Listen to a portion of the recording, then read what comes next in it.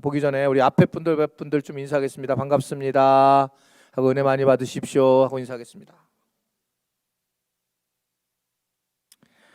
네, 우리 갈라디아서 2장 1절부터 10절의 말씀인데요. 하나님 말씀을 다 같이 1절부터 10절의 말씀 읽겠습니다. 시작. 14년 후에 내가 바나바와 함께 디도를 데리고 다시 예루살렘에 올라갔나니 계시를 따라 올라가 내가 이방 가운데서 전파하는 복음을 그들에게 제시하되 유력한 자들에게 사사로이 한 것은 내가 다름질하는 것이나 다름질한 것이 헛되지 않게 하려 함이라. 그러나 나와 함께 있는 헬라인 디도까지도 억지로 할례를 받지 않지 아니하였으니 이는 가만히 들어온 거짓 형제들 때문이라. 그들이 가만히 들어온 것은 그리스도 예수 안에서 우리가 가진 자유를 엿보고 우리를 종으로 삼고자 함이로되 그들에게 우리가 항시도 복종하지 아니하였으니 이는 복음의 진리가 항상 너희 가운데 있게 하려 함이라. 유력하던 이들 중에 본래 어떤 이들이든지 내게 상관이 없으며 하나님은 사람을 외모로 취하지 아니하시나니 저 유력한 이들은 내게 의무를 더하여 준 것이 없고 도리어 그들은 내가 무할례자에게 복음을 전함을 받던 것이 베드로가 할례자에게 맡음과 같은 것을 보았고 베드로에게 역사하사 그를 할례자의 사도로 삼으신 이가 또한 내게 역사하사 나를 이방인의 사도로 삼으셨느니라. 또 기둥같이 여기는 야고보와 게바와 요한도 내게 주신 은혜를 알므로 나와 바나바에게 친교의 악수를 하였으니 우리는 이방인에게로 그들은 할례자에게로 가게 하려 함이라. 다만 우리에게 가난한 자들을 기억하도록 부탁하였으니 이것이 나도 본래부터 힘써 행하여 왔노라. 아멘. 예, 우리 주님을 사랑하시는 분들은 아멘 하시기를 바랍니다. 자, 우리에게 지금 들어온 복음이 그냥 온 게 아니라 이 복음이 들어온 어떻게 우리한테 이렇게 예수 그리스도가 복음이고 우리가 예수 그리스도로만 믿음을 가지면 구원을 받을 수 있다. 이런 것이 어떻게 만들어졌는가 이 부분에 대해서 리얼하게 나와 있는 게 지금 갈라디아서의 내용의 이제 말씀이에요. 실질적으로 이 복음이 복음으로 자리 잡는 그 과정이 결코 순탄치 않았다라는 것을 이제 사도 바울이 우리에게 잘 풀어주고 있는 이제 그런 내용이다 이렇게 볼 수가 있습니다. 자, 복음을 같이 다 받았어요. 근데 사도 바울이 하나님께서 받은 복음이 이거였기 때문에 이 복음을 전했는데 이 복음이 도리어 가짜 복음에게 공격을 당하는 거예요. 경험을 해봤잖아요. 가짜 복음, 거짓 뉴스가 얼마나 무서운지. 하여튼 이 거짓 뉴스로 인해서 이제 공격을 당하면서 사도 바울이 곤욕을 치르게 됩니다. 근데 이들이 주장하는 바는 뭐였냐면, 야, 네가 지금 말하고 있는 이 복음은 네가 지금 알고 있는 그 복음은 사실은 너는 신학 공부도 안 하고 또 네가 예수님과 함께 사도로서 살지도 않았는데 네가 가지고 있는 묵상 정도를 가지고 네가 지금 생각한 정도를 가지고 복음이라고 얘기하는 건 무리수가 있다. 이런 얘기를 한 거죠. 그러니까 오늘 사도 바울이 천만의 만만의 말씀라고 하면서 내가 예루살렘에 갔던 이야기로 오늘 말씀이 시작이 되는 거예요. 왜? 예루살렘은 당시에 공의회가 있었고 그것이 결국 이 모든 이단이라든지 모든 또한 정통이라든지 이것을 판단하는 중요한 회의 기관이었고 거기에 이제 그 유명한 베드로, 야고보, 요한 이런 사람들 예수님의 사도들이 거기 함께 더불어 있었던 그 장소였어요. 자, 이런 과정에 이제 이 바울은 뜻하지 않게 이제 바울이 갑자기 기독교의 리더십으로 올라와서 복음을 얘기하니까 이들이 당황할 수밖에 없는 그런 상황이었습니다. 왜요? 이미 알고 있죠. 우리도 오래 살아보니 사람은 그렇게 쉽게 변하지 않아요. 그렇죠? 정말 사람은 그렇게 쉽게 확 변하지는 잘 않는 것 같습니다. 변할 수도 있지만 그렇게 쉽게 변하지 않는데 사도 바울 자체가 이미 전직 그는 폭행, 회방, 결국 죄인 중에 괴수 그리고 수많은 예수를 믿는 사람들을 죽이는 그런 엄청난 그 악한 행동을 취한 사람이 이 사도 바울이었단 말입니다.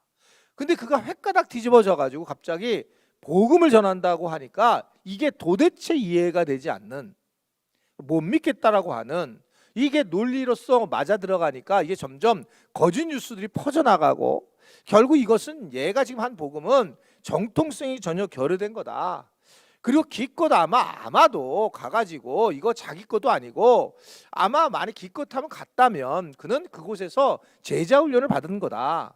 제자 훈련을 받고 마치 자기인 것처럼 내가 전한 복음이라고 이랬다이를 얘기를 하니 이 사도 바울 얘는 진짜 문제 있다 라고 하는 계속 이 정통성에 대한 문제를 가지고 있더라는 겁니다. 바울의 논리는 뭐였냐면, 나는 사실은 환상이나 꿈이나 또는 그곳에서 내가 제자 훈련 받은 게 아니다. 그러면서 그가 계속 얘기했던 것은 16절 19절 말씀, 1장 16절 19절인데 이게 이제 지난주에 본 거예요. 자, 읽어보겠습니다. 시작. 그의 아들을 이방에 전하기 위하여 그를 내 속에 나타내기를 기뻐하셨을 때에 내가 곧 혈육과 의논하지 아니하고 또 나보다 먼저 사도진다를 만나려고 예루살렘으로 가지 아니하고 아라비아로 갔다가 다시 다메섹으로 돌아갔노라. 그 후 3년 만에 내가 게바를 방문하려고 예루살렘에 올라가서 그와 함께 15일을 머무는 동안 주의 형제 야고보 외에 다른 사도들을 보지 못하였노라 라고 하면서 내가 뭔가 걸려있는 게 하나도 없고, 자기는 결국 누군가에게 이 문제를 상의한 적도 없고 그냥 자기는 스스로 아라비아로 가고 예루살렘으로 가지 않는 그런 제자 훈련 받지 않았고 기껏해야 15일을 갔는데, 그때는 그냥 야고보밖에 만난 적이 없다. 내가 뭐 특별히 무슨 뭐 교리 교육을 받다든지 무슨 복음에 대한 내가 강의를 들었다든지 그런 거 없어. 지금 그 얘기를 하고 있는 거예요. 그 얘기를, 자, 이게 그러면서 그가 얘기한 지난주에 2주 동안 이제 저 1장에서 강조한 부분이 뭐냐면, 그러기 때문에 강조할 수 있었던 이 바울은 뭐냐면, 이건 전적으로 그러니까 내가 뭘 한 게 아니라 주님이 하신 거야. 주님이 나를 다메섹에서 나를 만나 주셨고 주님이 인도하셨기에 이건 전적인 은혜야 라고 하는 은혜의 복음을 주창하게 돼요. 지금 이 수요기도에 나와 있는 거 은혜예요. 은혜. 나는 그냥 이거 내가 나올 수 없는 건데, 내가 나온 건데 아니라는 거예요. 그건 은혜인 거야 라고 얘기를 하니까, 네가 지금 했잖아, 네가 뭐 배워서 이렇잖아, 이런 이야기들이 줄을 이루는 그런 상황이었습니다. 근데 어떻든 바울은 엄청난 은혜의 복음을 경험하면서 그가 이제 이들에게, 갈라디아 사람들에게 이제 편지를 쓰면서 그럼 도대체 내가 언제부터 은혜를 받았을까 이런 생각을 해본 거예요. 그랬더니 아예 15절에 보면 시작. 그러나 내 어머니의 태로부터 나를 택정하시고 그의 은혜로 나를 부르시니가, 이게 뭐냐, 언제부터냐면 내가 어머니의 태 속에서부터 나를 택정하셨고 그의 은혜로 나를 부르셨다. 은혜였구나. 근데 언제부터냐, 어머니의 태아에서부터 그 일이 이루어지신 거구나 라고 그렇게 이제 고백을 하게 되면서 바울을 그때부터 하나님이 부르셨다라고 하는 것을 이야기하는 겁니다. 저는 개인적으로 그렇게 생각해요. 우리가 하나님의 눈으로 세상을 보는 거, 또 어떻든 내가 하나님의 마음에 들어가고 하나님과 대화를 할 때의 가장 중요한 부분은 제가 볼 때는 우리의 생각과 관념을 넘어서서 보는 거예요. 항상요. 그러니까 내 생각과 내 관념을 넘어서서 보게 되면 하나님의 뜻이 상당히 이루어지는 걸 볼 수 있어요. 하나님의 뜻이. 그러니까 내가 혼났어요. 우리 목사님 한 분한테. 예를 들면 우리 뒤쪽에다가 무슨 이렇게 삼겹살 공원을 만드는데 내 출발점이 뭐였냐면, 저는 우리는 이 사회에 지금 딱 그 노동을 하는데 돈이 안 들어가니 교회가 좀 어렵지만 이런 걸 하면서 지금 노동의 대가로 이렇게 흐르게 해야 되겠다라는 생각을 했어요. 했는데 이제 걱정을 하는 거죠, 목사님 한 분이. 그래서 목사님, 그러면 교인들이 어떻게 생각하면 오해도 할 수 있습니다. 그런데 제가 뭐라고 그랬어요. 그러니까 무슨 얘기냐면 만약에 우리가 지금 하나님의 눈으로 안 보게 되면, 우리 앞에 것만 보게 되면 우리는 복음을 못 받았을 거예요. 선교, 세계 선교 할 수 없을 거예요. 항상 우리가 할 일이 많습니다. 그러니까 항상 이렇게 두 가지가 있잖아요. 우리가 이 내 것과 바깥이 있으면 내 마음에 바깥이 흔들리게 되면 바깥이 하나님의 마음이에요. 여태까지 제가 경험한 모든 게 그랬어요. 그러니까 우리가 우리한테 편리성에 의해서 필요한 것도 있지만 이게 바깥쪽에서 선교라든지 세계 선교라든지 선교사라든지 이런 부분에서 내 마음이 흔들리게 되면 거의 그쪽이 나중에 보면 하나님의 뜻인 것을 늘 느끼게 돼요. 사도 바울을 지금 택한 자체가 우리의 수준을 넘어서는 거예요. 우리는 기껏해야 지금 현재 받은 게 은혜라고 하는데, 여러분, 내가 우리 어머니 때부터 왔을 때가 은혜라는 거예요. 우리의 생각을 훌쩍 넘으시는 거예요. 그러니까 이게 우리의 어떤 관점으로는 이해가 안 되는, 야, 나를 언제 택했냐? 어머니 태에서부터 택정을 했다. 지금 바울의 느끼는 그 은혜의 수준은 아주 상당히 엄청난 차이가 있는 걸 볼 수가 있습니다. 그러면서 그는 은혜로 살아가는 게 뭔가라고 얘기를 하면서 뭐 이제 쭉 얘기를 하고, 그러다가 이제 그는 이제 결국은 이렇게 내가 하나님의 은혜로 살게 되는 세계관이 만들어진 이유가 있다 라고 하면서 그 얘기한 것이 10절의 말씀이에요. 1장 10절, 우리가 뭐 예전에 보았던 말씀인데, 자 볼까요? 시작. 이제 내가 사람들에게 좋게 하랴, 하나님께 좋게 하랴, 사람들에게 기쁨을 구하랴. 내가 지금까지 사람들의 기쁨을 구하려면 종이 아니니라 라고 얘기하고 있습니다. 그러니까 바른 내가 세계관을 가지고 있다. 내가 사람에게 흔들리지 않고 하나님께 초점을 두고 있다 라고 하는 것을 분명하게 말하면서, 나는 하나님에게 기쁨을 전하려고 하지 사람들에게 기쁨을 전한다면, 그것이 내 목표였다면 나는 종일 뿐이다 라고 하면서 절대적으로 하나님의 일이다라는 것을 이야기하고 있어요. 자기가 지금 이 은혜라는 이 복음을 전한 이유는 철저하게 하나님의 초점에서 의해서 나온 거다. 그래서 이거를 세계관이라고 보는 거예요. 세계관. 그러니까 이런 관이 지금 현재의 바울에게 엄청난 복음의 가치를 만드는 계기가 된 거예요. 그게 뭐냐면 나는 하나님을 기쁘게 할 거야. 아멘이세요? 나는 한번 저를 할까요? 나는 하나님을 기쁘게 할 거다. 그러니까 이런 가치 하나의 세계관을 가지게 되면 삶의 변화가 확 달라지는 거죠. 내가 뭐 사람들에게 뭐 기뻐할 게 뭐가 있을까라고 하는 분리하는 힘이 생기는 거죠. 그렇게 되면 바울이 가지고 있는 엄청난 이러한 바울과 같은 순수한 하나님을 향한 복음을 이제 우리가 경험할 수 있다라는 겁니다. 자, 이게 지난주 1장에서 말씀한 부분이에요. 자, 그리고 이제 그러한 이야기 중에 계속 넘어가면서 이제 2장으로 넘어왔는데, 여기서 이제 교회 역사에서 가장 유명한 회의 하나가 나오는 거예요. 자, 이 회의는 지금 우리에게까지 엄청난 영향력을 미치게 된 거예요. 지금 우리에게까지. 자, 1절을 보면 1절. 자, 시작. 14년 후에 내가 바나바와 함께 디도를 데리고 다시 예루살렘에 올라갔다라고 얘기하고 있어요.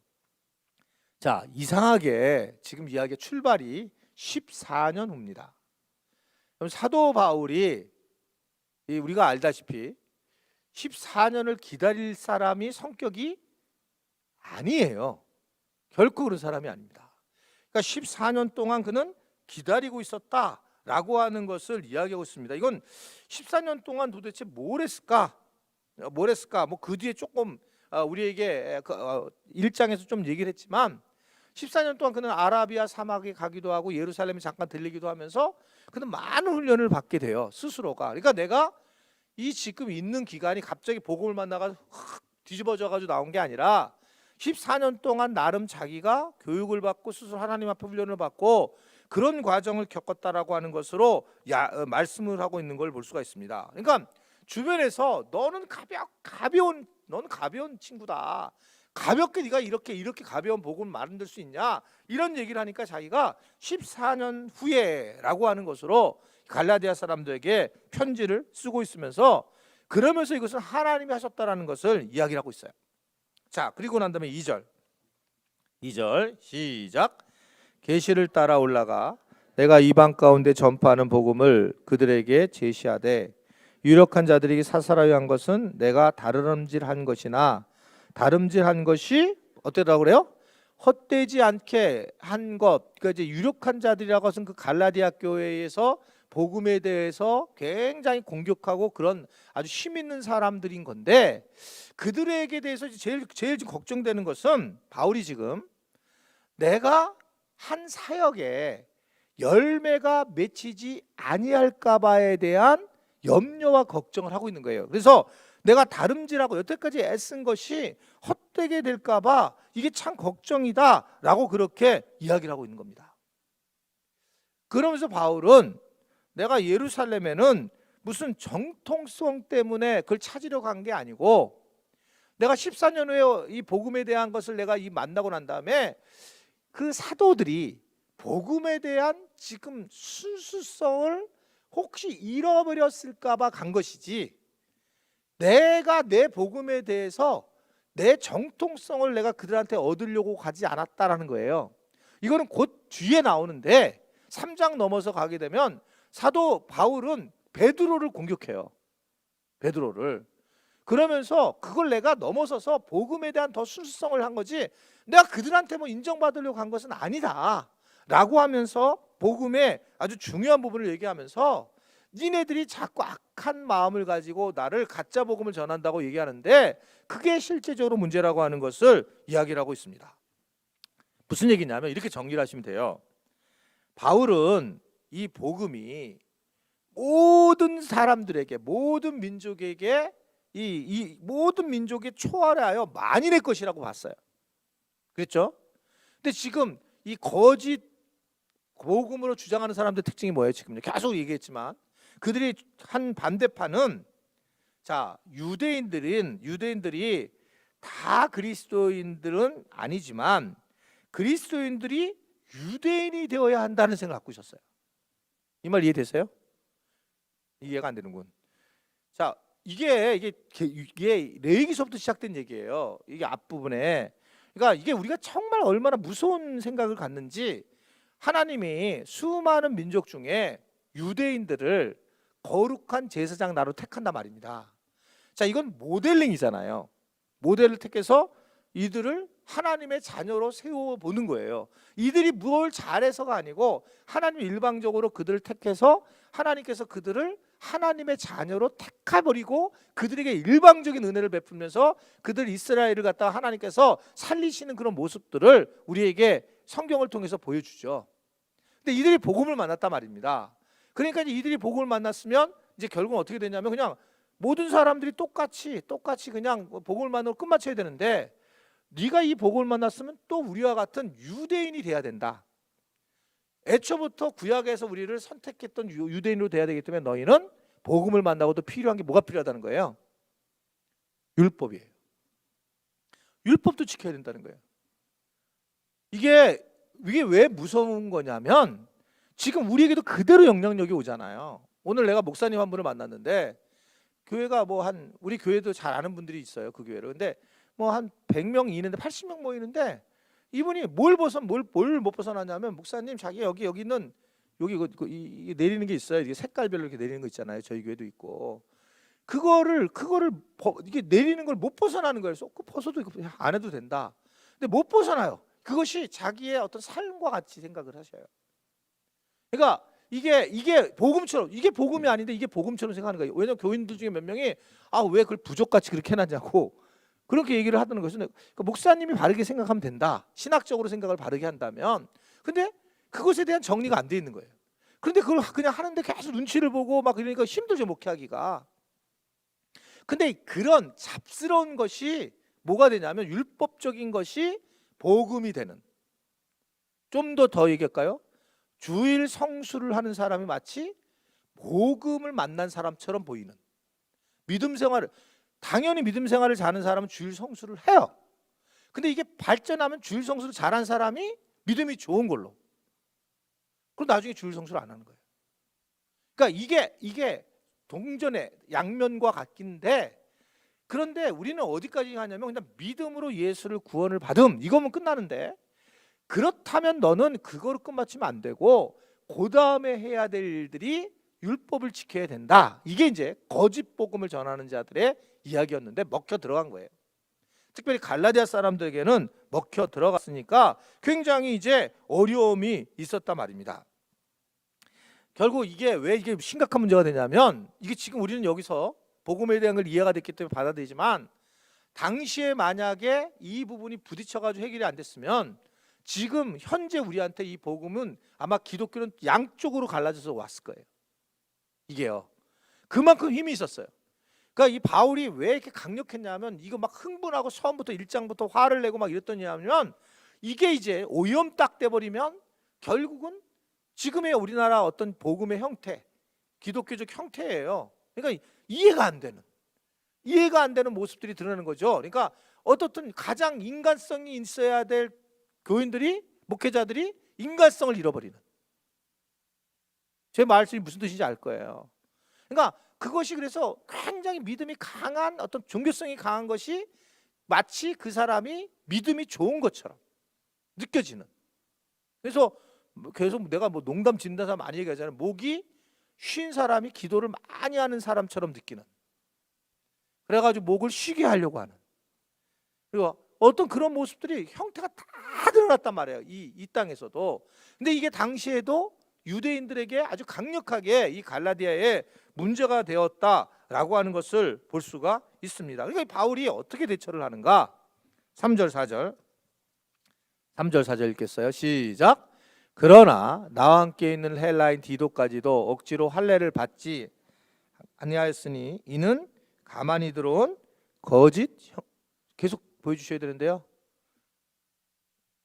3절 4절. 그래서 거짓 형제들이라 그들이 가만히 들어온 것은 그리스도와 예수 안에서 우리가 자유를 가지고 자유를 엿보고 우리를 종으로 삼고자 합니다라고 이렇게 말씀하고 있습니다.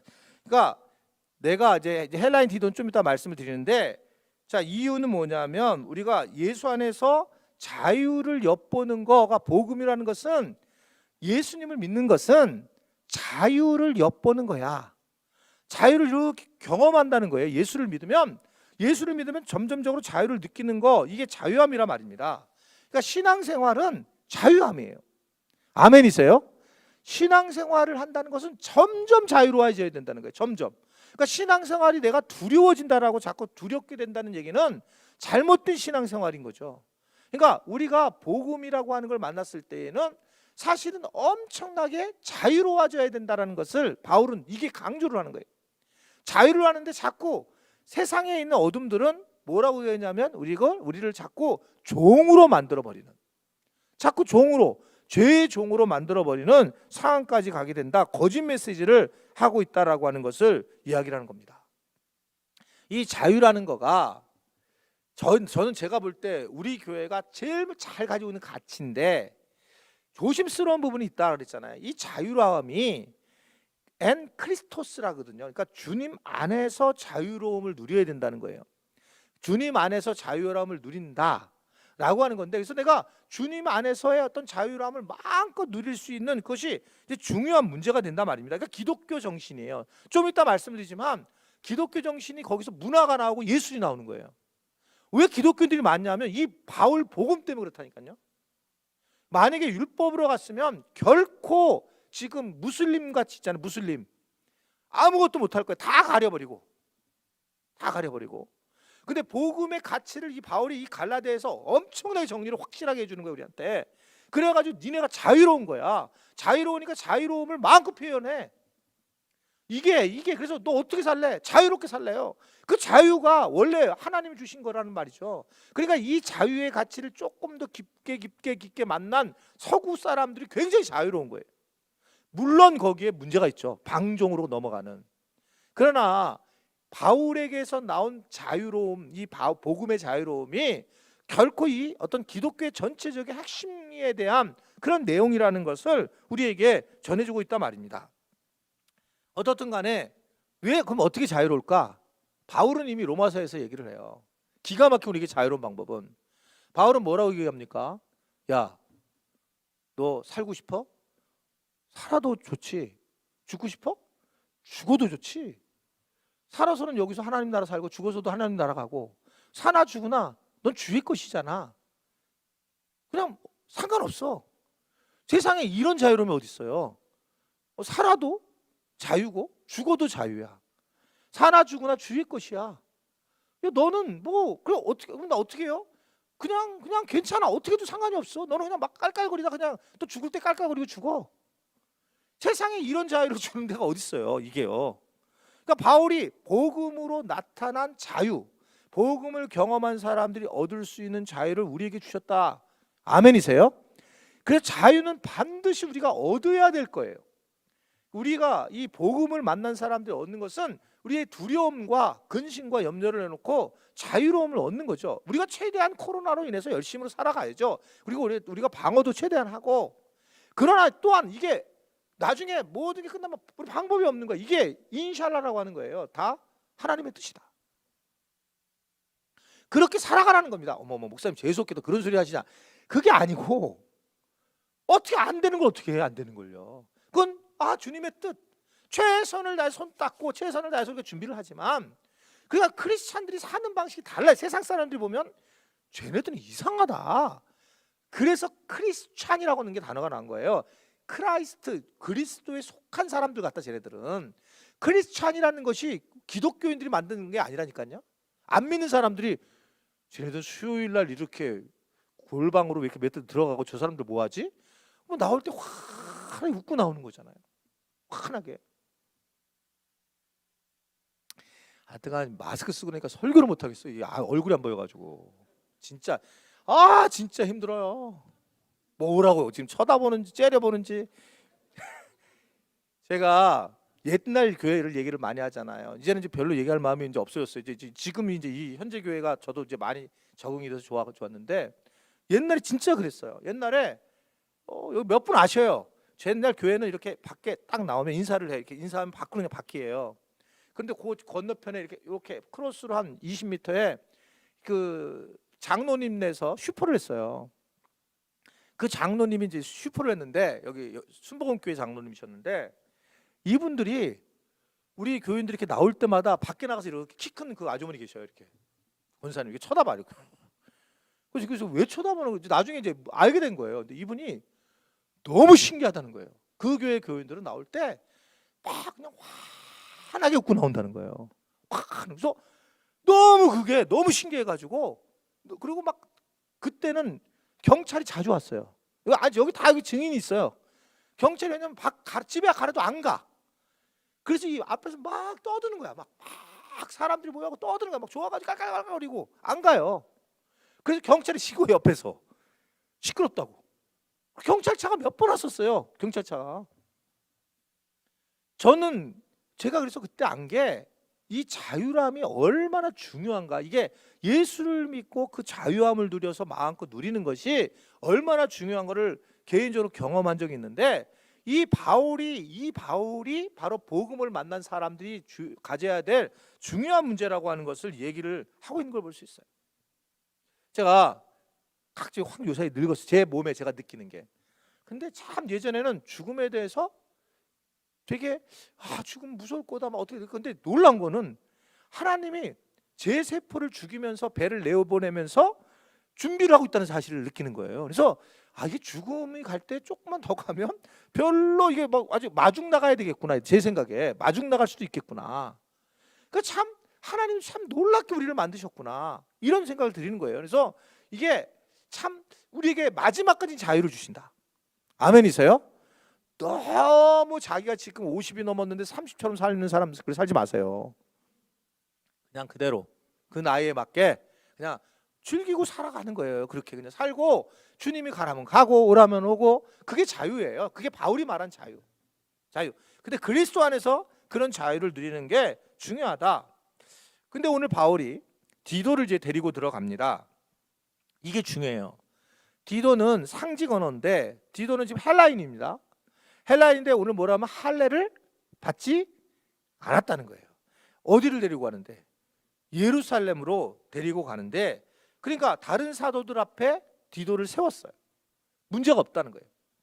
그러니까 사도 바울이 결국은 이 거짓 공격을 하는 이들에게 지금 얘기하는 게 뭐냐면, 나는 뭐라고 얘기하지 않은 거예요. 그냥 가장 얘네들이 문제를 삼는 헬라인 중에서 복음을 만난 사람이 할례를 받지 않은, 즉 율법을 하지 않은 그 사람을 데리고 그냥 사도들에게 데리고 갔더니 사도들이 아무 말을 하지 않는다.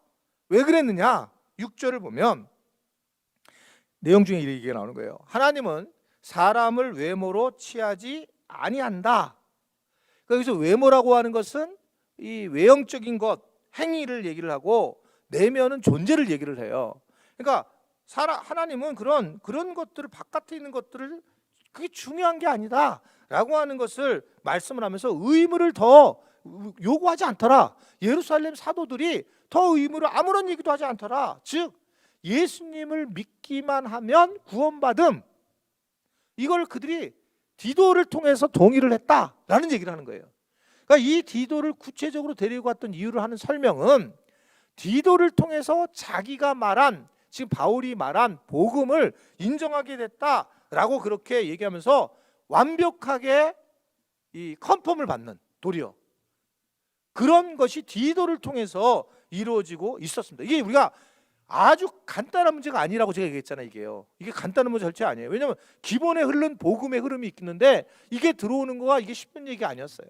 왜냐하면 히브리서 9장 9절과 10절의 말씀을 보면, 자 시작. 이 장막은 현재까지 비우니 이에 따라 드리는 예물과 제사는 섬기는 자를 그 양심상 온전하게 할 수 없나니 이것은 먹고 마시는 것과 여러 가지 씻는 것과 육체의 예법일 뿐이며 개혁할 때까지 맡겨둔 것이니라 라고 하면서 이게 지금 완전하지 않다는 거예요. 이게 완전하지 않다. 그러니까 이게 의식법으로 대체되지 않았단 말입니다. 골로새서 1장 22절의 말씀을 보면, 자 골로새서 1장 22절 말씀,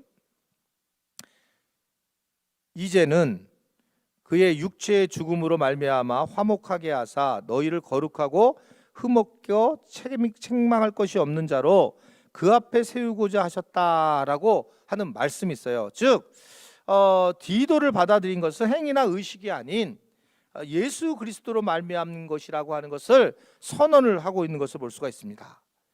자, 그런데 계속적으로 나타나는 문제는 아까 제가 앞부분에서 얘기한 것처럼 확실히 구별되는 가짜 복음과 진짜 복음의 차이는 자유라는 것을 다시 한번 얘기를 해요. 4절을 보시면, 다시 한번 4절 보겠습니다. 시작. 이는 가만히 들어온 거짓 형제들 때문이라. 그들이 가만히 들어온 것은 그리스도 예수 안에서 우리가 가진 자유를 엿보고 우리를 종으로 삼고자 하기로다 라고 이렇게 얘기를 하면서 종으로 삼으려고 하는 그런 게 심각한 문제다. 그러니까 두려움을 주는 거죠. 종으로 삼는다는 얘기는 그것이 가장 커다란 문제다라고 얘기하면서, 근데 진짜 복음은 자유를 가져다 주는데 어떤 자유를 가져줄까? 첫 번째는 자 읽어볼까요? 시작. 복음은 문화적 자유를 가져온다는 겁니다. 그러니까 이게 가짜 복음은 어떻게 생각하냐면 어떤 옷을 입느냐, 어떻게 복장을 하느냐, 어디에 구슬을 매고 어떤 머리털을 세우고 코털을 얼마나 키우냐, 이런 어떤 외적인 부분에서 얘기를 하는데, 이 진짜 자유는 이게 행동만을 얘기하는 게 아닌 진정한 자유를 가지고 있다라는 겁니다. 그래서 뭐 대부분 너 영화 봐? 아직? 야, 너 아직도 뭐 그럼 술 먹고 너 담배도 피고 그래? 여기에 관심이 많다는 거예요. 모든 게요. 바깥에. 그러니까 모든 걸 다 막아버린다는 거죠. 그걸 하냐 안 하냐가 문제가 아니라 그게 기준이 되는, 율법이 기준이 된다는 거예요. 그러니까 뭘 막히냐면 가지고 있는 복음이 가지고 있는 막 기쁨, 자유함이 있잖아요. 예? 막 기쁨, 자유함이 막 피아노에 막 쏟아져 나와야 되고, 이 기쁨의 자유함이 막 모든 그림에 그려져야 되고, 이러한 자유의 기쁨들이 문화 속에서 드러나는 거예요. 그러니까 모든 기독교의 음악, 미술 전체가 다 기독교적인 사고잖아요. 이게 어디서 왔냐면 자유함에서 왔단 말이에요. 자유함. 문화적 자유함을 만나고, 만약에 이런 자유함이 없으면 이 음악이나 예술이 나올 수 없었다는 거죠. 그만큼 이게 엄청난 중요한 가치를 가지고 있었다는 것을 얘기하고요. 또 하나는 복음은 정서적 자유를 낳게 돼 있다라고 이렇게 볼 수가 있습니다. 우리가 하나님과의 관계 속이 어떤 그 도덕적인 관계라면 우리는 죄인의 틀에서 벗어날 수가 없습니다. 그러니까 정서적으로 늘 죄라는 거죠. 예수님이 말씀하신 죄에 대한 것이 뭐냐? 사람들이 그냥 예쁜 사람이 지나가는데 쳐다보면 죄라는 거였잖아요. 그냥 뭐 저기 보는데 와, 저 텔레비전이 저 크고 좋은 거면 와, 저거 좋다 그러면 갖고 싶은 마음이 죄라는 거예요. 그러니까 이러한 것이 죄의 모습이라고 하는 건데, 이런 것들을 예수님께서 우리에게 참 자유를 주면서 해방시켜 주셨다. 그래서 우리는 그냥 모든 것에서 그 자유를 누리게 되고 정서적으로 자유함을 가지게 되었다라고 그렇게 얘기를 하는 겁니다. 그래서 십계명을 지키는 것에 대해서 우리가 자유를 누리는 게 아니라 하나님의 은혜의 복음이 우리 안에 온 것으로 자유를 누리는 거다. 그런데 그 자유를 누리게 되면 율법은 자동적으로 지키게 되는 거고, 율법이 완성이 되는 게 예수 그리스도의 복음이야. 이렇게 된다는 거예요. 그러니까 이게 율법이 잘못된 거 아니라고 계속 바울이 얘기하죠. 이 율법이 잘못된 게 아니라고. 근데 율법이 우선화돼서 자꾸 자유를 막는 거니까. 어렵나요, 오늘? 그 말씀을 계속 전해주고 있는 겁니다. 자, 그러면서 최고의 지금 결정을 져요. 즉 이 사건은 어떤 거냐면 정말 복음이 우리에게 자유를 준다로 결정이 돼요. 그래서 큰 사건이 마무리가 되는 그런 과정으로 나타나게 되는 것을 볼 수 있습니다. 그러면서 이 예루살렘의 교회와 사도 바울, 즉 베드로와 바울이 첫 번째 연합하는 부분이 오늘 본문에 나오는 내용이에요. 그래서 지금 모든 교회의 가치는 지금 우리가 가지고 있는 중요한 부분은 얼마나 연합을 해야 되느냐, 얼마나 일치를 하느냐의 출발점이 바로 이 예루살렘 공회의였어요. 그러니까 신앙생활은 개인이 하는 게 아니에요. 신앙생활은 얼마나 연합을 하느냐, 이 부분이 중요해요. 그러니까 힘들죠. 교회 공동체에서도 나 혼자 하면 일이 제일 쉬운데 그것이 공동체에서 같이 해야 된다는 거예요. 같이. 그리고 우리 개교회가 혼자 하면 쉬운데 옆에 교회, 동네 교회도 같이 하는 거예요. 그러니까 이 연합이라고 하는 것이 굉장히 중요한 겁니다. 왜냐하면 진정한 연합에 대해서 몇 가지 말씀을 드리냐면, 연합을 중요하게 얘기하니까 첫 번째는 그리스도 예수님 안에 있는 사람은 하나다라는 것이 지금 복음 안에서 굉장히 중요한 부분이에요. 그래서 구원은 사람들이 뭐 누구나 유대인이나 헬라인이나 남자나 여자나 뭐 종이나 자유자나 다 하나다. 이러한 가치를 정하게 돼서 차별을 하지 않는 거예요. 그러니까 지금 미국에서 일어난 이 사건은 트럼프가 정말 이것도 큰일 나겠다. 정말 여러분 크리스찬이라고 보면 안 돼요. 이거는 율법적 크리스찬이에요, 이분은요. 그러니까 율법으로는 잘 지키는 사람이에요. 근데 그는 그렇게 이 마지막에도 나오지만 약하고 힘든 사람들을 돕는 게 크리스찬들이지, 이게 차별을 하는 것은 가장 기독교 정신과 복음 정신과 가장 먼 거예요. 이게 하나가 되는 거예요. 하나가 되는 게 목표입니다. 그래서 에베소서를 썼을 때 사도 바울이 에베소서에서는 가장 강력한 게 주도 하나요, 몸도 하나요, 성령도 하나요, 모든 게 하나다. 그래서 연합에 대한 중요성을 얘기하죠. 연합에 대한. 그러니까 우리가 쉽게 딱 성격이 화끈하게 해져서 나 혼자 탁탁 한다, 이게 아닌 거예요. 그러니까 힘들죠. 교회 일이 힘든 이유는 연합을 해야 되니까. 이게 연합해서 둘도 셋이 연합하고, 그때 주님이 함께 한다고 그랬잖아요. 두세 명이 함께 하는 게. 그러니까 예수님이 함께 하는 것은 항상 같이 하는 거예요. 같이. 또 하나는 연합이란 각기 다른 소명을 인정하는 거라는 겁니다. 7절을 보면 연합이라는 다른 소명을 인정한다는 거. 7절 시작. 도리어 그들을 내가 무할라자에게 복음을 전하는 맡은 것이 베드로가 할라자에게 맡은 것 같은 것임을 보았고, 달랐다는 거예요. 즉 무할라자는 지금 이방인들에게 복음을 전한 거고, 베드로는 유대인들에게 복음을 전한 것이 같다, 이렇게 본 거죠. 그러니까 이게 동일한 방법이지만, 복음은 동일하지만 전하는 방법은 다른 거다. 이게 아멘이세요? 이게 되게 중요한 가치입니다. 그러니까 복음은 같은데 전하는 것은 같지가 않아요. 제가 왜 이 얘기를 하냐면, 우리 교인 중에 한 명이 WCC에 대해서 저한테 질문을 했어요.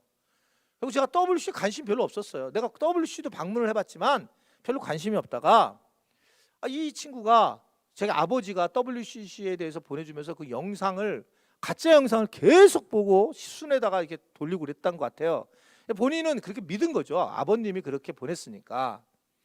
그래갖고 제가 한 1, 2주 전인가 정말 내가 처음으로 WCC를 내가 도대체 우리 교회를 힘들게 하는 이 WCC가 뭔가를 살펴본 거예요. WCC를 도대체 뭐지? 그리고 내가 그럼 이제 WCC를 만약에 조사를 하려면 뭘 조사해야 돼요? 뭘 조사해야 되냐면 WCC라고 하는 데에서 자기들이 말하는 가치가 뭐냐, 자기들이 말하는 WCC가 뭔지 물어봐야 되잖아요. 그 사람들이 선언하는 WCC가 뭔가. 그래서 WCC 그 본부에 들어가서 그들이 말하는 것을 그냥 봤어요. 그들이 왜 어떤 단체인지. WCC가 간단한 얘기를 하면 뭐 WCC가 무슨 종교의 대표를 띠고 뭐 그래서 기독교의 대표로서 뭐 새로운 종교를 만들고 막 별의별 얘기가 있는데 본인들이 말하는 걸 들어야 되잖아요. WCC는 소개하면 세계 선교 단체예요. 협의회입니다. 협의회. 그것은 어떤 기관이 아닌 거예요. 그냥 협의회예요. 협의회가 복음을 전한 전 세계에 예수를 그리스도로 고백하고 삼위일체를 인정하는, 거기 써 있어요 다. 그거를 인정하는 단체가 모여서 복음을 전하는 곳. 근데 복음을 전하다 보니까, 선교사들이 복음을 전하다 보니까 어떤 일이 벌어지냐면, 이게 지금 오해를 산 건데, 전 세계가 다 선교사들이 거기 들어가 있잖아요.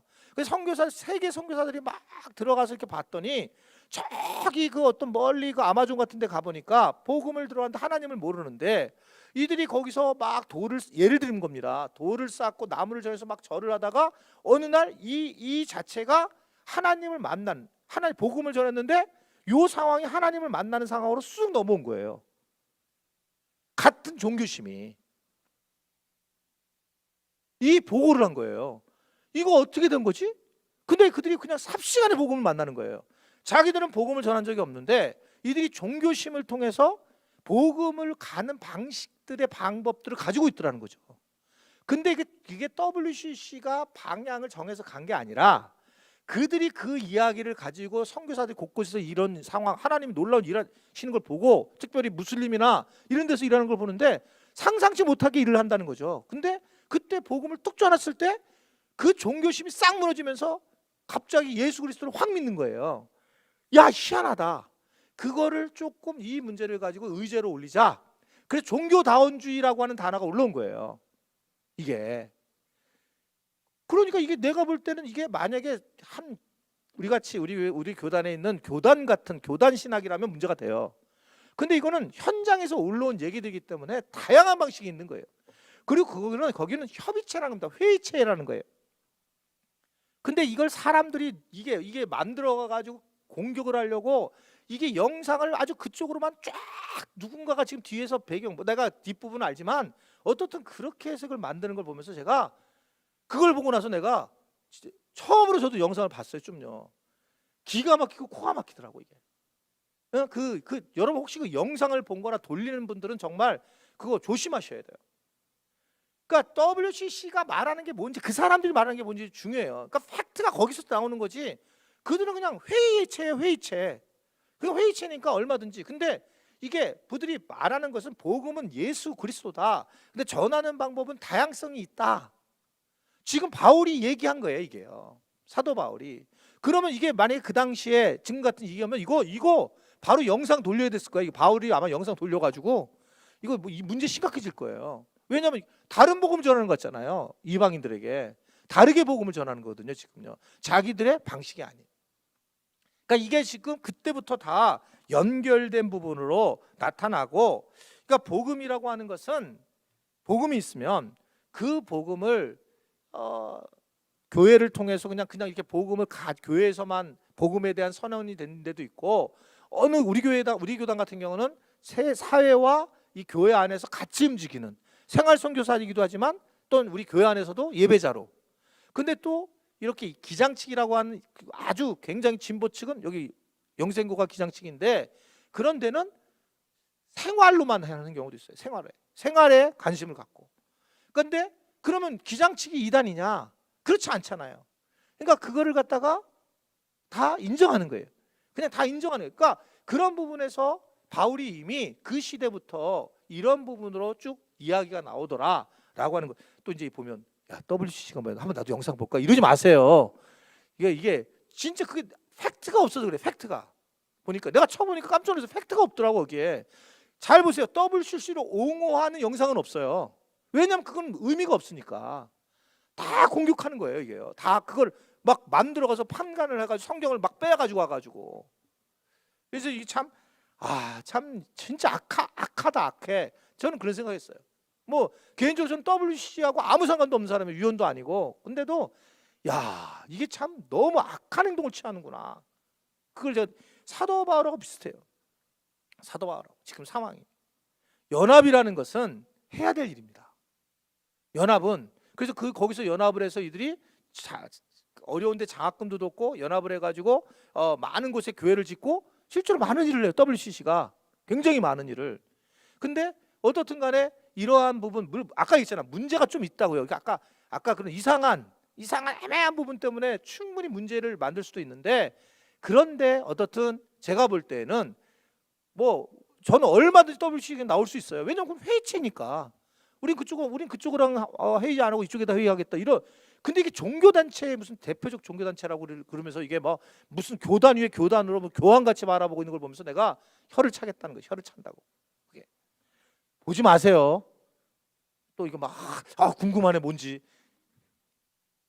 우리 교인들도 많이 아실 거예요. 근데요. 그래서 진짜 복음을 가진 사람들은 다른 사람들의 소명을 인정하는 거예요. 이들이 어떻게, 우리는 모르는 거죠. 신비가 있잖아요.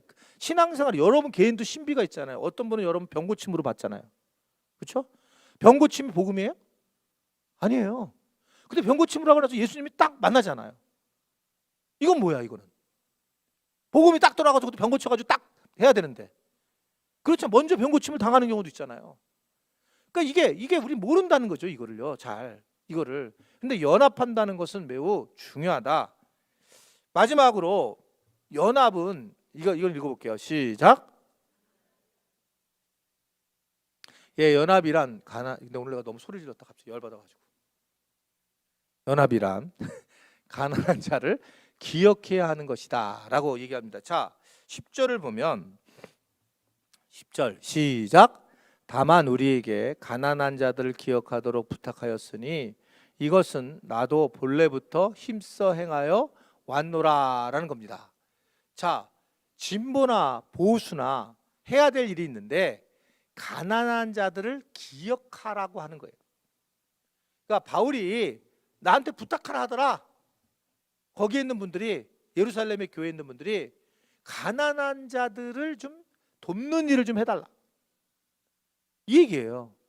초점이 가난한 자들을 하는 것은 의무라는 겁니다. 가난한 자를 돕는 것은 의무라는 거예요. 이것은 개인이나 교회나 상관없이 가난한 자에 대해서 철저하게 예수님이 관심이 있어요. 여러분, 우리가 믿음을 가진 것에 관심 이상, 믿음을 가졌다면 그 다음 나타나는 것은 가난한 자에 대한 관심에 대한 것을 강조를 하는 거예요. 그러니까 가난한 자를 어떻게 섬길 것인가. 이건 계속 제가 아침 기도에도 계속 요새 말씀한 거죠. 청지기 삶. 가난한 자, 이게 내게 아닌 거 나눠주라는 거 잘. 그걸 우리가 책망을 들으면 나중에 내가 인마이 포켓한 게 배달 사고 나간 게 책망을 받을 거다. 그러면 부자가 더 손해네? 손해다. 부자가 나눠주기 더 힘드니까. 가난한 자가 땡이네? 장땡이다. 줄 것도 없으니 별로. 그런 거예요. 내가 별로 없네? 그럼 그냥 별로 나눌 수가 별로, 나는 조금만 나눠줘도 되는 거지만 많이 가진 사람들은 여러분 그거는 심각해지는 거예요. 저는 다른 게 아니라 이걸 책망 들을 거라고 생각해요. 가난한 자에 대한 초점이 정확하시니까 우리 주님이 이 가난한 자에 대해서. 예수님이 누가복음 2장 24절의 말씀을 보면 시작. 또 주의 율법에 말씀하신 대로 산비둘기 한 쌍이나 혹은 어린 쥐비둘기 둘로 제사하려 합니다. 이게 무슨 소리예요? 가장, 레위기를 읽으신 분들은 알죠? 가장 싼 제물이에요. 이게요. 가장 싼 제물로 주님께서도 함께 이 제사를 지내는, 항상 가난한 사람들 입장에서 제사를 지냈다는 거고, 요한일서 3장 16절과 17절의 말씀을 보면 시작. 그도 우리를 위하여 목숨을 버렸으니 우리가 이로써 사랑을 알고 우리도 형제들을 위하여 목숨을 버리는 것이, 이게 무슨 사촌 형제나 자기 친척 이게 아니에요. 여기서 형제는 가난한 자를 얘기하는 거예요.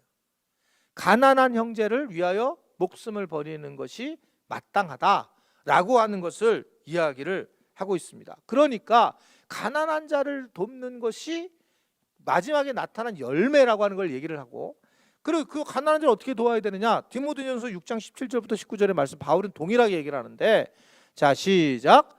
내가 이 세대에 부한 자들을 명하여 마음을 높이지 말고 정함이 없는 재물에 소망을 두지 말고 오직 우리에게 모든 것을 후히 주사 누리게 하시는 하나님께 두며 선을 행하고 선한 사업을 많이 하고 나누어지기를 좋아하며 너그러운 자가 되게 하라. 그것은 위하여 좋은 터를 쌓아 참된 생명을 장래에 아주 미래에 너는 좋은 터를 쌓아서 진짜 참된 생명을 취하는 거야. 단순히 끝마치는 게 아니라 이것은 하늘나라의 보물을 쌓아두는 일이야. 완전히 너한테 그 엄청난 일이 될 거야. 이거예요. 단순히 우리가 이 가난한 자들 돕고 섬기는 일이 그냥 끝나는 게 아니라는 거예요. 여러분 지금요 코로나19로 인해서 더 핍박을 받는 사람들은 가난한 사람들이에요. 어찌할 바를 몰라요. 지금 진짜 가난한 사람들 거의 다 무너질걸요 지금요 이제. 그러니까 이게 지금 최고 어려운 게 가난한 사람들이에요 지금요. 우리도 두렵죠. 우리도 미래가 두렵고 걱정이 되죠. 우리 교회만 봐도 그래. 우리 교회만 봐도 뭐 오늘 목회자들 하면서 아껴야 된다. 지금 헌금이 줄으니까 뭐 줄 거라는 예상도 되고 또 그래서 이제는 뭐 올릴 때까지 공사했으니까 이제는 공사 그만하고 일단은 이제 다 뭉치려 드려야 된다. 우리가 그렇게 얘기할 정도예요. 그래도 계속 얘기한 게 그래도 우리는 가난한 자, 가난한 교회를 도와야 한다는 거죠. 교회의 의미니까. 우리 거는 못 하더라도 그게 너무 당연한 거죠. 우리가 방향이 그래야 된다는 거죠. 내가 가지고 있는 것들이 단순히 지금 선한 행동을 취하는 게 아니라 이게 아주 강력하게 원하는 거예요. 사도 바울과 베드로가 연합하면서 마지막 딱 정한 게 뭐냐면 가난한 자를 도우라는 거예요. 이거에 대해서는 빼도 박도 못하게 하는 거예요. 이 가난한 자를 돕는 것에 대해서는 그만큼 그것은 하나님은 모두 사랑하시니까 형평적으로 이것을 전체를 도와야 되는데 왜 가난한 자를 돕냐면 말씀을 드린 것처럼 하나님이 똑같이 공산주의처럼 줄 수 없잖아요. 칼 막스가 얘기한 것처럼 줄 수 없잖아요. 그게 이제 그래서 막 기독교하고 공산주의가 비슷하잖아요 그러잖아요. 똑같이 주고 싶어요. 하나님은 똑같이 여기도 주고 싶고 여기 똑같이 주고 싶어요 이렇게요. 근데 이게 안 되잖아요. 그러니까 방식이 어떻게 하는 거냐면 그냥 하나님께서 정말 이렇게 너는 널 믿는다. 5달란트 또 10달란트 이게 준 거예요. 그거를 잘 쉐어를 하고 나눠야 되는데 매니저를 안 하고 관리를 안 하고 숨겨놓고 그냥 자기 혼자 먹고 끝나는 거잖아요. 그러니까 거기서 보면 잘 보세요. 달란트 비유 무척 주인이 화를 내요. 일반적으로 그렇게 화낼 일이 아니에요. 근데 이 아주 악하고 게으른 종 하면서 막 슬퍼하며 일을 갈 거라고. 그게 왜 그러냐면 하나님께 하나님 맡겨주신 거거든요. 여러분 욕심을 내시면 안 돼요. 이 부분은 이거는 계속 성경의 마지막 강조는 가난한 자, 심령이 가난한 자, 실제로 재정적으로 가난한 자를 어떤 식이든지 도와야 되고 그들과 함께하는 것이 아주 매우 중요한 부분이라고 하는 것을 얘기를 하고 있습니다. 한 구절 보고 말씀 마칠게요. 사도행전 20장 35절에도 마찬가지예요. 이건 어디냐면 사도 바울이 에베소 교회 장로들과 헤어지는 장면에서 마지막 던지는 말이에요. 이 에베소 교회하고 장로들하고 뭐가 중요한지 시작. 범사에 여러분에게 모범을 보여준 것과 같이 수고하여 약한 사람들을 돕고 또 주 예수께서 친히 말씀하신 바 주는 것이 받는 것이 복이 있다 하심을 기억하여 할지니라. 쭉 내가 사역했잖아요 장로님들. 네? 딱 여태까지 사역했는데 계속 하는 게 뭐냐면 약한 사람을 돕는 거예요 이제는. 그리고 받는 것보다 복이 있다 주는 게. 그러면서 그렇게 주님이 말씀하신 것을 기억을 하십시오 라고 하는 것으로 마무리를 짓고 있습니다.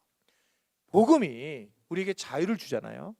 그래서 그 자유로움을 통해서 우리는 진짜 행복한 거예요.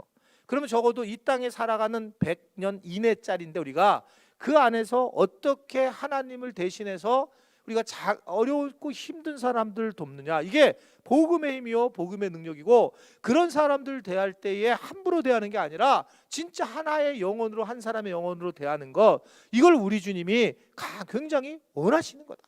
그래서 우리는 어떻든 간에 이러한 마음을 가지고 대할 때 이런 것을 가지고 있는 가치관이 기독교적 세계관인 거예요. 이런 세계관을 가지고 그래, 마음이 아픈 사람, 힘든 사람에게 내가 전화를 해서 도와줘야 되겠고, 나는 돈이 없으니 내가 가진 것들을 어떻게든 나눠서 함께 한다느니, 그래서 이 부분이 매우 중요하다. 그래서 이게 너무 중요하기 때문에 이번 주일날 헌금 설교할 거예요. 이거 제가 하고 싶은 게 아니고 꿈미 본문이에요. 꿈미 본문. 그래서 나도 이거 어쩔 수 없어요. 근데 그래서 재정을 관리하고 재정을 어떻게 헌금하느냐는 정말 중요한 거라고 하는 걸 우리에게 말씀합니다. 예상보다 정말 중요하다. 내가 재정을 어떻게 관리하는가, 이 부분은 오늘 그렇게 우리에게 말씀을 하고 있습니다. 특별히 가난한 자들을 여러분 생각하고 이 코로나, 이 코비드19 요 자체에서 정말 힘든 사람들을 신경 쓸 때야 됩니다. 우리가 요 제일 정확하게 내가 힘들 거라고 예상을 하잖아요. 내 교회만 힘들 거라고 생각하잖아요. 이때가 우리가 정말 어떻게든 주님을 도와줘야 되고 이웃을 도와야 되고, 오히려 내가 힘들 때 크리스찬으로서 빛을 드러내야 된다. 그래서 우리 교인들이 어떻든 내가 어떻게든 이것을 내가 섬겨야 되겠다라는 그런 마음을 갖고 잘 하나님의 은혜를 여러분 잘 전하는 우리 모든 심부름꾼들이 되시기를 주님의 이름으로 축원해 드립니다. 예, 우리 오늘 찬양 하나 하고 잠깐 우리가 기도하고 마치겠습니다. 나의 영혼이 잠잠히 하나님만 바라며. 찬양했습니다.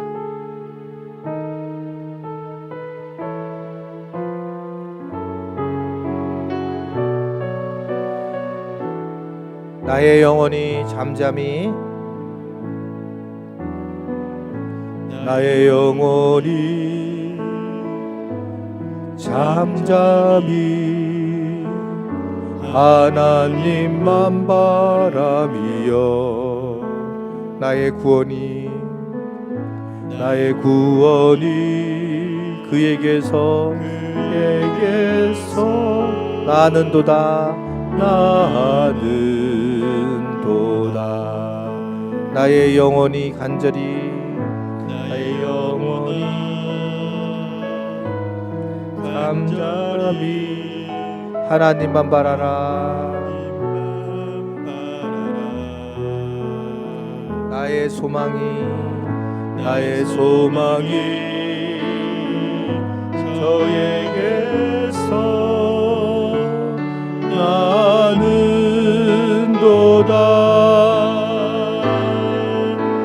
오직 주만이 나의 반석, 나의 구원이시니,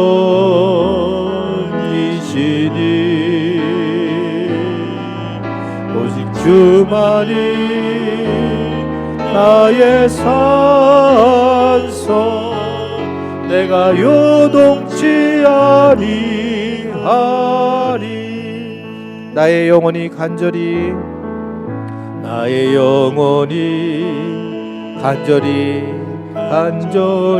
여호와를 갈망하며, 나의 입술이 여호와를 찬양한다. 여호와를 찬양하리. 나의 영혼이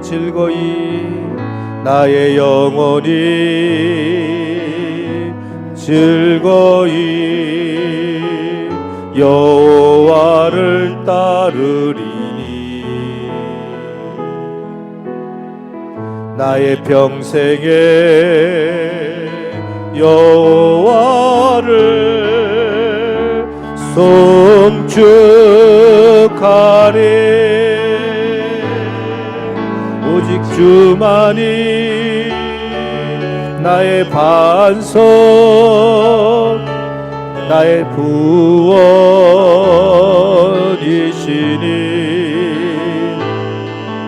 오직 주만이 나의 산성, 내가 요동치 아니하리. 우리 시간 잠깐 기도하기 원합니다. 내가 하나님을 기쁘시게 하는 사람이 되게 해주십시오. 사람을 기쁘게 하는 것이 아니라 하나님을 기쁘게 하는 그런 하나님의 종이 되게 하시고, 내가 자유인으로 잘 살아갈 수 있도록 자유를 빼앗기지 않도록 주님 도와주옵소서. 그리고 우리 자체가 연합을 해야 된다는 걸 알고 연합하는 자들이 되도록 도와주시고, 우리 교회가 연합하고 한국교회가 연합해서 이런 어려움들을 잘 이겨낼 수 있게 하여 주옵시고, 주님, 우리가 가난한 사람들에게 관심을 갖는 자도로, 내게 주변에 있는 관심이 가난한 자들이 있다면 이 시간 잠깐 기도를 해줬으면 좋겠습니다. 그들의 마음과 또는 내게 마음을 줘서 물질을 흐르게 하려고 한다면 꼭 그분에게 물질을 또 흐르게 하시면 좋겠고, 그런 영향력을 통해서 이 땅에 하나님의 나라가 임하게 해주십시오. 또 코로나19가 빨리 회복될 수 있도록 하나님 도와주시고 인도해 달라고, 우리 한 5분 정도 기도할 겁니다. 주여 하고 기도하겠습니다. 주여. 아버지 하나님, 오늘도 우리가 주의 존전에 나와 하나님 앞에 함께하게 하신 걸 감사를 드립니다. 하나님, 오늘 말씀을 통해서 우리가 어떻게 살아야 할지를 깨닫게 하시고, 말씀을 통해서 하나님의 은혜를 경험할 수 있는 그런 시간이 되도록 하나님이 역사하시고 인도하여 주시기를 간절히 바라옵고 원합니다. 하나님, 우리가 하나님을 참으로 기뻐하는 종들이 되게 하여 주옵소서. 사람을 기쁘게 하는 것이 아니라 하나님을 기쁘게 하는 그런 하나님의 백성이 될 수 있도록 주여 저희를 붙잡아 주시고 인도하여 주기를 간절히 바라옵고 원합니다. 아버지 하나님, 내가 하나님의 종인 것을 기억하게 하여 주옵소서. 내가 하나님의 종인 것을 알고 그 종으로 살아갈 수 있는 자들이 되도록 하나님 저희를 붙잡아 주시고 인도하여 주시기를 간절히 바라옵고 원합니다. 아버지 하나님, 내가 하나님의 자녀인 것을 기억하게 하여 주옵시고, 하나님 담대함으로 우리가 나갈 수 있는 자들이 되도록 하나님이 역사하시고 인도하여 주시기를 간절히 바라옵고 원합니다. 주여 아버지 하나님, 내가 참으로 자유인임에도 불구하고 마귀에게 늘 눌려서 자유로움을 잃어버리고 살아갈 때가 참으로 많이 있습니다. 주여 우리에게 자유로움을 가질 수 있도록 주여 붙잡아 주시고, 하나님 자유인으로서 발현나갈 수 있는, 내가 주의 십자가를 늘 짊어지고 살아갈 수 있는 자들이 되도록 하나님이 역사하시고 인도하여 주시기를 간절히 바라옵고 합니다. 십자가 안에서 주님 앞에 살아갈 수 있는 자들이 되게 하여 주옵소서. 그 안을 누리며 살아갈 수 있도록 저희를 붙잡아 주시고 인도하여 주시기를 간절히 바라옵고 원합니다. 하나님, 그래서 하나님 앞에 영광을 드러낼 수 있게 하시고 하나님의 은혜를 드러낼 수 있게 하여 주옵시고, 하나님의 만지심을 경험해 나갈 수 있도록 주여 붙잡아 주시고 인도하여 주시기를 간절히 바라옵고 합니다. 하나님의 놀라우심을 우리가 기다리게 하여 주옵소서. 하나님의 만지심을 경험할 수 있도록 주여 붙잡아 주시고, 주의 사랑과 은혜가 넘쳐나갈 수 있는 자들이 되도록 하나님께서 인도하여 주시고 붙잡아 주기를 간절히 바라옵고 원합니다. 아버지 하나님, 우리가 또한 이 땅에서 연합을 해야 될 텐데, 하나님 우리의 인간적인 마음들을 내려놓게 하시고 한국교회가 연합하게 하시고 세계교회들이 연합하게 하시고 연합을 방해하는 어둠들을 물리치게 하여 주시기를 원합니다. 주여 아버지 하나님, 그래서 우리가 하나가 되어 하나님의 영광을 드러내 나갈 수 있도록 주여 붙잡아 주시고 인도하여 주옵소서. 하나님 앞에 우리가 바른 삶을 살아갈 수 있는 자들 되게 하여 주옵시고, 주의 사랑하신 놀라운 은혜를 우리가 드러내 나갈 수 있도록 주여 붙잡아 주시고 인도하여 주시기를 간절히 바라옵고 원합니다. 아버지 하나님, 특별히 우리가 연합을 하며 선교하는 자들을 올바른 선교를 할 수 있는 자들 되게 하시고, 하나님 이 연합체를 통해서 하나님의 교회가 세워져 나갈 수 있는 은혜를 드리도록 주여 붙잡아 주시고 인도하여 주시기를 간절히 바라옵고 원합니다. 주님이 함께하여 주옵소서. 주님의 은혜 안에 넘쳐나갈 수 있도록 주여 붙잡아 주시기를 간절히 바라옵고 원합니다. 주여 우리에게 가난한 사람들을 관심을 갖게 하시고 그 가난한 사람들에게 하나님 앞에 은혜를 얻게 하여 주옵소서. 마음이 가난한 자들에게 주의 위로와 함께하여 주옵시고, 물질로 가난한 자들에게 물질이 잘 전할 수 있도록 주여 붙잡아 주시고 인도하여 주시기를 간절히 바라옵고 합니다. 바르게 주님의 삶을 살아갈 수 있도록 주여 붙잡아 주시고 인도하여 주옵소서. 그래서 주님의 크신 은혜와 은총을 우리가 더 이겨 나갈 수 있는, 은혜를 일으켜 나갈 수 있도록 주여 붙잡아 주시고 인도하여 주옵소서. 하나님이 살아계신 걸 경험할 수 있도록 주여 붙잡아 주옵소서. 나의 영혼이 잠잠히 하나님만 바라미요, 나의 구원이 그에게서 나는도다.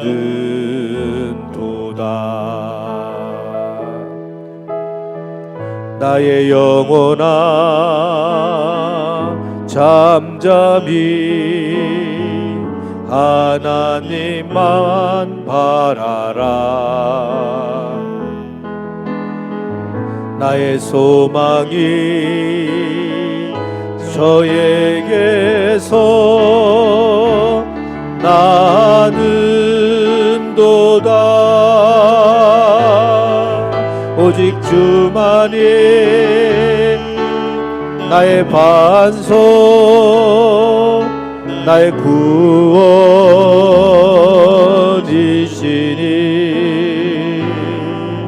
나의 주만이 나의 산소 내가 요동치 아니하리. 하나님 아버지, 우리가 하나님 앞에 기도한 것들을 주님 들어주시고 그 기도가 응답이 되어 이 땅에 코로나19가 빨리 사라질 수 있도록 하나님 도와주시고 인도하여 주시기를 원합니다. 주님, 두려운 것은 하나님 내가 지혜가 없어서 내게 맡겨주신 것들을 잘 사용하지 못해 혹시 힘들고 어렵고 가난한 자들을 섬기지 아니하고 내가 나 혼자 배부르게 먹고 나 혼자 마음껏 주님의 것들을 내 것 그냥 사는 것이 혹시 아닌지를 우리가 깨닫게 하여 주옵시고 내가 참으로 내 주변에 힘들고 어려운 분들에게 관심을 갖고 섬길 수 있는 우리 모든 하나님의 백성들이 되도록 도와주시기를 원합니다. 수요기도에 나온 분들 건강 지켜주시고 세균들이 얼씬도 못하도록 예수의 보혈로 지켜주시고 보호하여 주옵시고 오늘 영상을 듣는 모든 분들에게도 동행한 은혜가 넘치도록 함께하여 주옵소서. 이제는 우리 주 예수 그리스도의 은혜와 하나님 아버지의 놀라우신 사랑하심과 성령의 교통 역사 인도하심이 바울이 전해준 은혜의 복음을 분명히 믿고 모든 게 은혜라고 고백하는 우리 모든 지체들 머리 위에 이제부터 영원토록 함께 하시기를 간절히 축원하옵나이다. 아멘.